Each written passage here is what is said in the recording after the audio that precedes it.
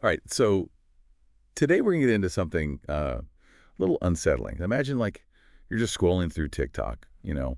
Maybe you're watching a video of a dog riding a Roomba or something. Seems harmless enough, right? Sure. Sure. But what if I told you that while you're watching those cute animal antics, Yeah. you could be like unknowingly stepping into a world of espionage? Yeah, that's the question that we're going to be grappling with today. Is TikTok, this app known for viral dances and catchy tunes, actually a playground for Chinese intelligence? Yeah, it sounds a little bit like a spy thriller, but this is a debate that's playing out right now Yeah. with real implications for our security and privacy. Okay, so to kind of get a handle on this, we did a deep dive into a recent episode of the Rest is Classified podcast. Okay. They had on David McCloskey, a former CIA officer, hmm and he specialized in cognitive warfare. Basically how you influence people's minds and actions without them even realizing it. Yeah. McCloskey's take is particularly insightful because he's looking at TikTok through the lens of the Chinese Ministry of State Security, also known as the MSS. It's essentially China's version of the CIA. And with over 170 million users in the U.S. alone, TikTok provides a pretty tempting target, doesn't it? I mean, that's a huge chunk of the American population just scrolling through that For You page every day. Absolutely. And that massive user base, combined with the fact that TikTok is owned by the Chinese company ByteDance, is what's raising all these red flags. Now, while TikTok insists they operate independently and aren't involved in any spying alarm, McCloskey suggests we maybe look a little deeper. So he breaks down these potential uses of TikTok by the MSS into three main categories. First up is data collection. I mean, we all know these apps collect tons of data on us, right? Yeah. Our contacts, our location, what we watch, even what we buy through the app. Right. And on the surface, that might not seem so different from what Facebook or Instagram does. But McCloskey points out that the potential for this data to end up in the hands of a foreign government adds another layer of concern. So imagine the MSS using that information to target individuals, identify potential recruits, or even tailor propaganda campaigns. Kind of creepy when you think about it. But he also said that China has already proven that they can get their hands on this kind of data, even without TikTok. Oh, absolutely. McCloskey brought up that massive hack of the Office of Personnel Management back in 2015, where China stole the personnel files of millions of U.S. government employees. So we're talking incredibly sensitive information, including, those detailed background checks where they ask about everything from your financial history to your past drug use. Wow, that's unsettling. Yeah. Okay, so data collection is a concern, but is TikTok secretly acting as spyware too? Are they like listening to our conversations or, activating our cameras without us knowing? That's certainly a fear a lot of people have, and it's something lawmakers have grilled TikTok executives about, in hearings. However, McCloskey believes that if the MSS were going to go that route, they probably have more effective tools at their disposal. You know, he doesn't see hard evidence that TikTok is being used for that purpose, at least not publicly available evidence. He mentioned the example of Temu, which I think a lot of people are familiar with. Right. It's that Chinese e-commerce app with all those super cheap deals. Right. And what's concerning is that Temu's sister app, Pinduoduo, was actually removed from Google Play because it contained malware that could read emails and even manipulate phone cameras. So that's a much more direct and invasive approach than what we've seen or haven't seen with TikTok. Okay, so if like widespread spying through TikTok isn't the main concern, then what is? Hmm. McCloskey mentioned this idea of algorithmic warfare. Right. And that sounds especially unsettling. That's where things get really interesting.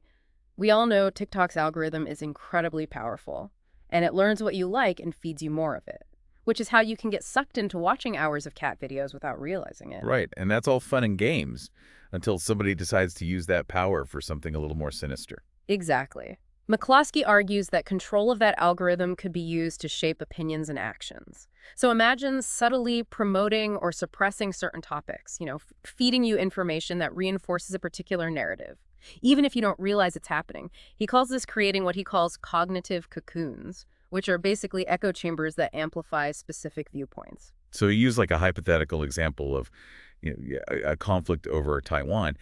Could TikTok's algorithm be used to subtly nudge people towards like a pro-China stance? It's certainly a possibility, and one that intelligence agencies are taking very seriously. There was a recent article in the Financial Times that explored how TikTok might be influencing the views of younger generations in Taiwan towards mainland China. It's a difficult question to answer definitively, but it highlights the potential for subtle yet powerful manipulation. And it all ties back to this idea of cognitive warfare, which is something China has been openly talking about for years now. It's this idea that, the mind is a key battleground, Yeah. and that influencing how people think is just as important as, controlling physical territory. Right. And this is where things get tricky for the U.S. government. They see the potential threat, but it's hard to articulate it concretely. It's more about potential and intent than proven actions. Right. So how do you prove that somebody's opinion has been swayed by an algorithm? It's not like you can point to a smoking gun. Exactly. It's Yeah. a very subtle form of influence, and that makes it all the more insidious. So if we were to step into the shoes of a Chinese intelligence officer for a moment, Yep. how would they view TikTok as a tool in their arsenal? Well, I think they'd see immense value in it for a few reasons. First, as we've discussed, there's that potential for data collection and analysis. They can glean insights into user behavior, track trends, and even identify individuals who might be susceptible to certain types of messaging. It's like having a window into the hearts and minds of millions of Americans. Precisely. And then there's the less likely but still possible use of the app as a form of spyware.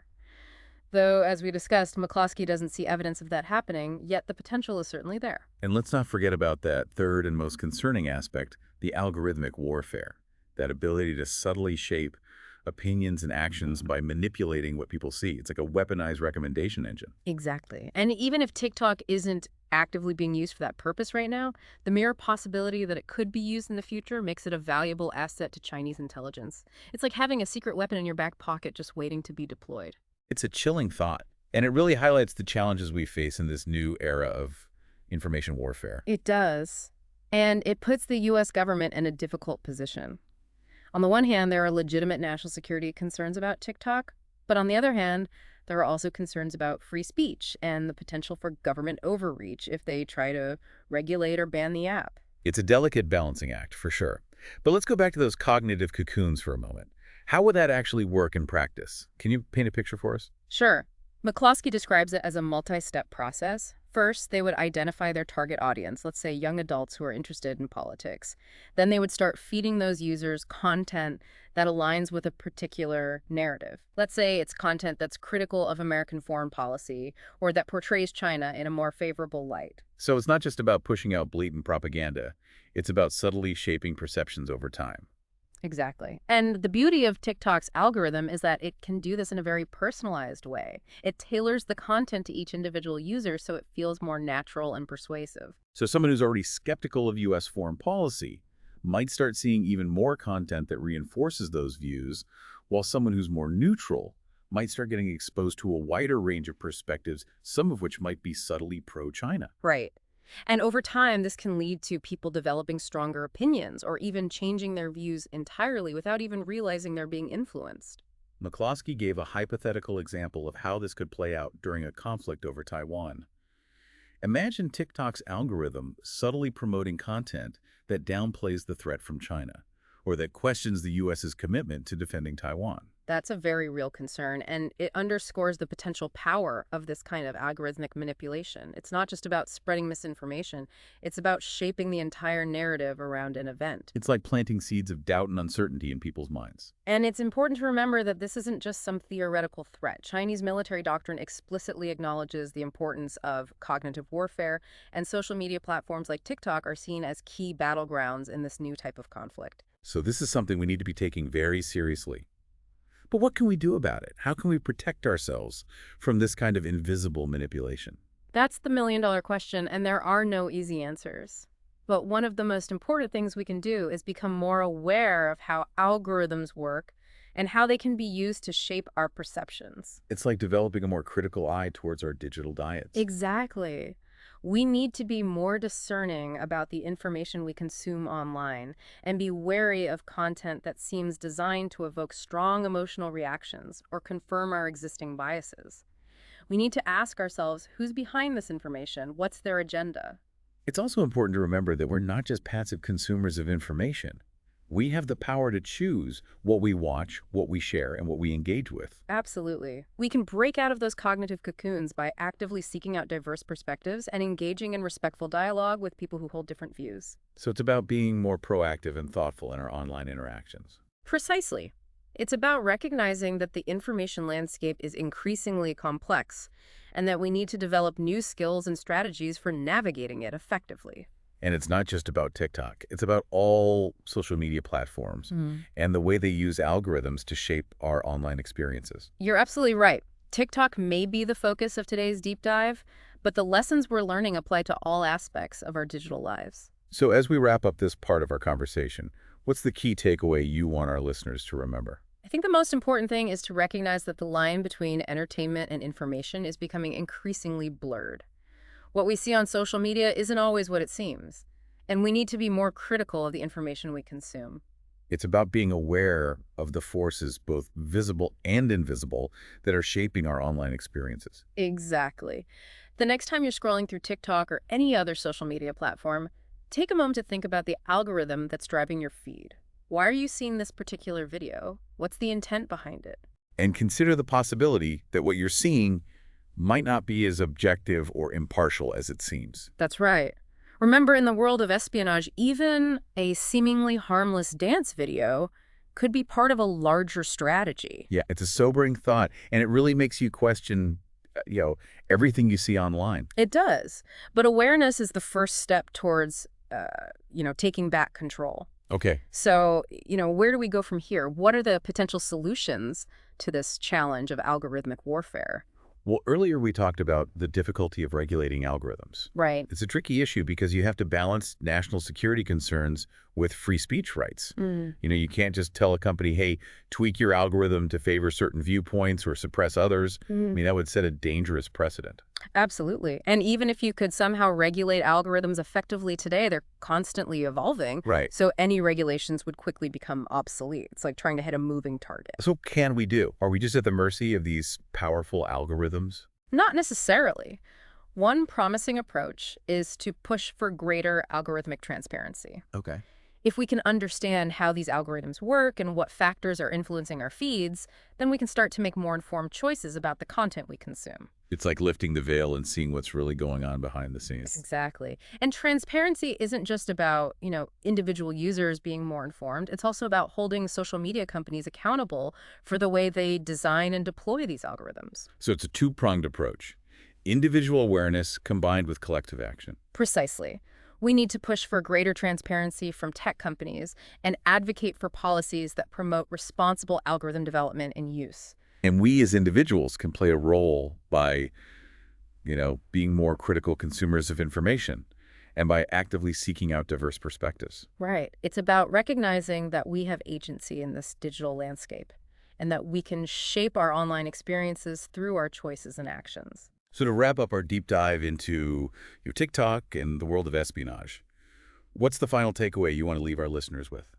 I think the key message is this. We need to approach social media with a healthy dose of skepticism and a commitment to critical thinking. We can't just passively absorb whatever information comes our way.